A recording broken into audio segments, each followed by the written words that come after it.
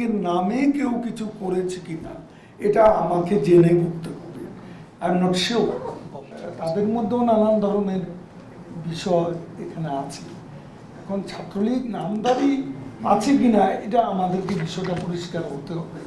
Police commissioner আমাকে যেটা জানিয়েছে সেটা ঠিক এরকম ইনভলভমেন্ট আছে। সেটা পুলিশ কমিশনার আমাকে বলেন। পুলিশ কমিশনার বলছেন তারা তাদেরকেই অ্যারেস্ট করছেন যারা ভিসির বাড়িতে সেদিন যে ন্যাক্কারজনক দানবীয় হামলা করেছে তাদেরকেই ধরা হচ্ছে, তাদেরকেই গ্রেপ্তার করা হচ্ছে।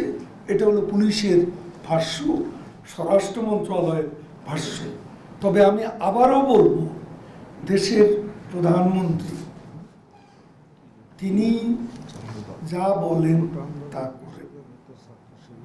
আমি আবারও বলছি, প্রধানমন্ত্রী এখন বিষয়টিকে একটা পর্যায়ে নিয়ে এসেছেন।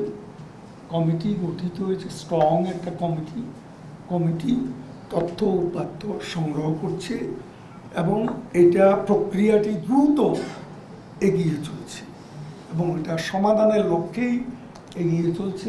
আমি আবারও বলছি, প্রধানমন্ত্রীর কথা আস্থা রেখে তারা যেন আরো একটু ধৈর্যশীল হন, তাদের নিজেদের স্বার্থে, দেশের স্বার্থে, শিক্ষার স্বার্থে।